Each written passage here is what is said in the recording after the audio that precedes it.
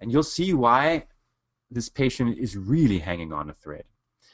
This is a patient who was 46-year-old. He's a male, and he had aortic regurgitation and aortic stenosis, and also an aneurysm of the ascending aorta. He had a bicuspid valve, and you remember bicuspid valves are very frequently related with ectopic or with enlarged ascending aortas. And because the patient was starting to deteriorate, and simply also because the aorta was now also in a range of, I think, 50 or 52, surgery was performed. And, oops, I'm too quick here. And now I'll show you first the echo of this patient right shortly after his operation. Okay, so this was shortly after the operation. He was operated in November 2012. Okay, remember the date. Here you see what has been operated. I'm not going to tell you what it is because this is going to be the question. Then you see the mitral valve here. You have right ventricle. Left ventricular function was not normal, and you see that the patient also has a bit of pericardial effusion. Okay. This is not a good short axis view. Here, this is a better short axis, a long axis view. Again, you see the pericardial effusion. Look at left ventricular function. Look at this region here. This is the region that was operated, the aortic valve. Again, the pericardial effusion. The patient has dysynchrony. And like I said, this was shortly after the patient was operated. And just one minor thing that also happened after operation, they tried to take out the external pacemaker leads. Remember, all these patients usually have a lead hanging out from their chest that allows us to pace them externally if we need to. And this patient had these external leads, and they were supposed to be extracted, but they were just simply, they couldn't be pulled out. And they tried and they tried, and they said, well, just leave them because we just ripped the heart apart, and let's just leave them in there. So they were left in place. Okay, just putting this as it is. And you can see the aortic valve is doing fine. We have normal regurgitation. Okay. Tricuspid valve is also doing fine. This is the Doppler spectrum across the aortic valve, just to show you that there is no obstruction to inflow. Okay. What else can I show you? Septal thickness is maybe not so relevant in this patient. Normal size of the inferior vena cava. Okay, so that is the study. I would say, you know, pretty unspectacular echo after a patient who received treatment for his aortic stenosis, regurgitation, and for the aneurysm of the aorta. Okay, this was the echo that was done, and now I will go to show you what went on, what happened to the patient.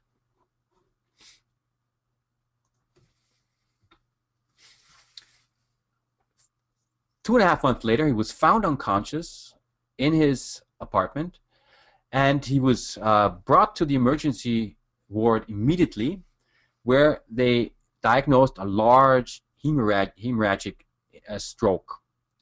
His parameters, his CRP values were elevated with 34, and they performed neurosurgery for trepanation because he had increased intracerebral pressures. Now this is the CT showing the bleeding right here in the left frontal lobe, huge actually. I mean, this is very large, okay? And my question to you now is, it's not, of course, relating to the CT, but it's relating to the echoes I showed you so far. Which surgical procedure was performed in this patient?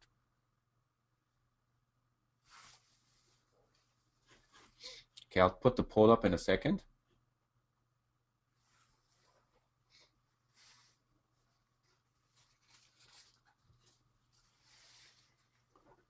I hope you're all doing fine so far. I can see we had a lot of new people coming in a bit late. For all of those who came in late, Again, a reminder, you can always ask questions. Just post them in the little box you have there, and we'll try to answer them. We really like it if you kind of stimulate the discussion. It's kind of difficult for me because obviously I'm not seeing you, and so it's very difficult to see if you're asleep or not. But if you give me questions, I know you're still awake.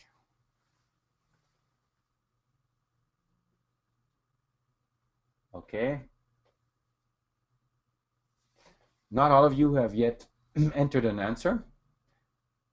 Okay, I think we close the poll now. Okay, 60% of you think it was an aortic root and valve replacement with a composite graft. And those people are right.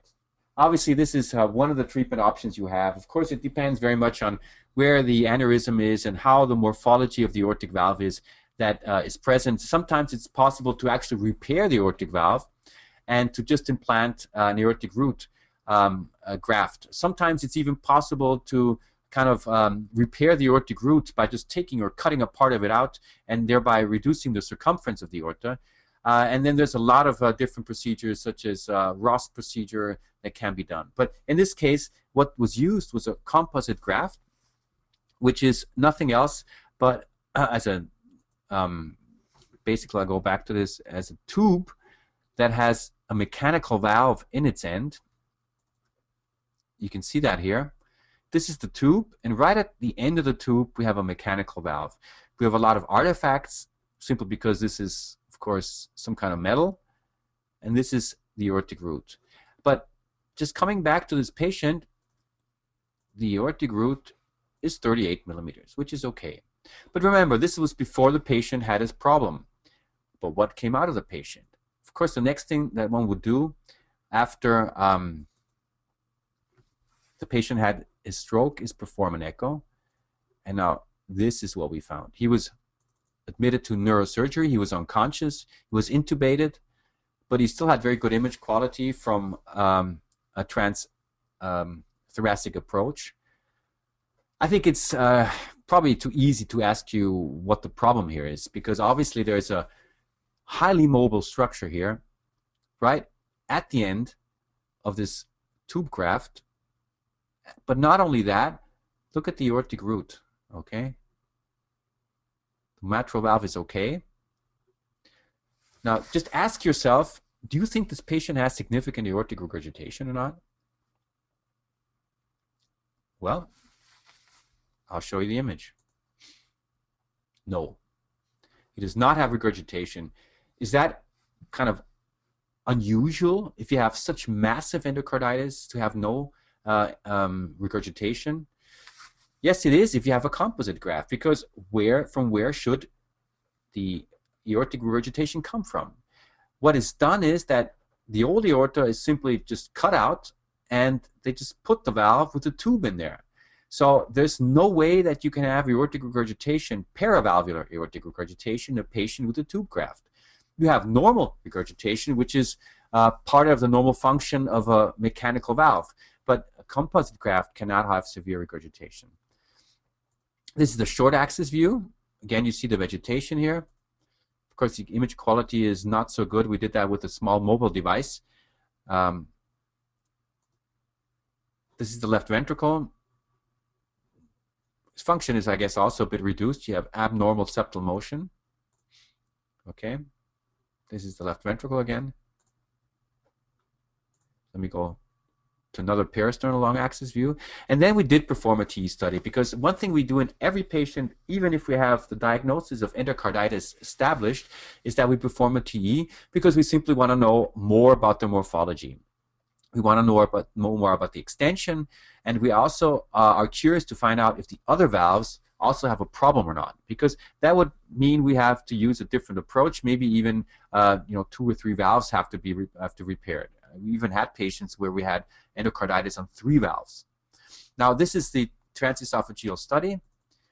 I don't know if you are all familiar with TE studies, but it's not very difficult to interpret. You kind of only have to take this image and put it upside down. Now we have the left atrium here. This is the aortic valve. It's kind of an oblique view. This is the septum here. This would be the right ventricle. This is the outflow tract the anterior mitral valve leaflet, and this is the huge vegetation we're seeing here, right on the rim of the tube graft. Okay, and look at the motion of this region here, which is called the intervalvular fibrosis. This is the connection between the mitral valve and the aortic valve, and this is somehow dehiscent, and it's moving up and down. And if you look at color, you can see that there is color flow into this cavity and then back again.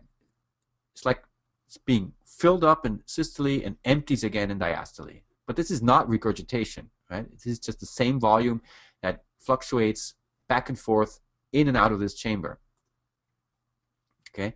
Now, the short axis view is also spectacular. Remember this view because this is the way an abscess looks. You have echo-dense, or kind of soft appearing, but in a way echo-dense material right around the tube graft, with sometimes echolucent areas where you have kind of fluid, pus. This is abscess formation, which is enormous and huge. And the patient had very high CRP values. And what was also found was that the leads, remember I told you about the leads that were left in place? They were completely infected, and there was like a channel of infection from the outside down in through these leads into the chest, into the mediastinum, which was also full of pus. So very dramatic and very severe form of infection. This is again the abscess formation now in a long axis view. Again, let me see what else I can show you. Okay, again, this is nice to see that this view shows you that there is a mechanical prosthesis. You can see the two occluders opening and closing. Here again, this intervalvular fibrosis and the abscess formation around it. And prosthetic function was actually normal. Good. So the question was then, what do we do with this patient? I mean, he's unconscious. He had a huge stroke. He has endocarditis. Should we operate the patient? Now, I would really be curious what you think if something like that would be done in your institution. There's a lot of concerns. The neurosurgeon said, well, something has to be done because the infection is very difficult to control. Then on the other side, there was the problem of the cardiovascular surgeons who said, well, we need to use all sorts of anticoagulants for the operation, for the pump. So, I mean, we cannot operate him. And then, this is going back and forth. The neurosurgeons would always call us in and say, do another echo, see what is going on. And then we'd make the echo. Then the surgeons would come in and say, no, we won't operate. And this would go on. And so we repeated several echoes in this patient, which is interesting to see because that gives us a chance to see how the endocarditis evolved. Now, this is, I think, a week later or so. And what happens now is that the vegetation is smaller. We still have this moving structure here. Okay. And at this time, infection parameters were starting to fall. He was still septic, but he was, I mean, I would say not completely controlled, but he was on his way to getting better. Okay, so then, of course, the surgeons came and said, well, what do we do? This is a patient. How much can we rehabilitate him? As a large, cerebral infarct. Okay. Look at the abscess again. We still see the abscess around the prosthesis. Now I'll show you the last echo we did. Okay. Now, what has happened now? If you look at this echo, you know why the title of this case is Hanging on a Thread. You can appreciate the tube graft here, and it's moving up and down. Look, it's only hanging on this thread here. You have the impression that this is going off any second. Okay, the aortic root, or whatever it is, was 6.3 centimeters, because remember, the patient should not have an aortic root. There should not be an aortic root there, because we cut it out. And we showed these images to the cardiovascular surgeon, and they were shaking their heads saying, what the hell is this? Of course, part of it certainly is the intervalvular fibrosa, but still, left ventricular function was also beginning to deteriorate. But the patient at that time had actually stabilized, and his CRP was also on its way down. And after long discussions, the surgeons said, okay, we'll go in. At that time, the infarct had consolidated, and from the neurosurgeon said, point of view, okay, we'll just have to take the risk of bleeding. And there are studies that show, patients with infarcts, cerebral infarcts, can be operated also successfully with cardiovascular surgery. And of course, I do not have the images of the intraoperative procedure yet because he was operated actually 2 days ago. But I'm supposed to get them, and one thing I will do for sure is I'm going to post these images because the surgeon said he has never seen anything like this, because when he opened the heart, the tube graft literally fell out. It was like only hanging on a thread. And the cavity, remember this cavity here that I'm talking about? Ooh, where is it? Here. This cavity here was just kind of a membrane that was just covering the tube graft here. I mean, remember, there's nothing except mediastinum behind this. So if this ruptures, he's just bleeding to death. So I think this was his last chance. And of course, we do not know if eventually the patient will survive because he's still on the ECMO and he still has a lot of other problems. But I guess this is the only chance he had. And I just wanted to show this to you because it does show you how spectacular endocarditis can occur and what you can see in some patients. Good.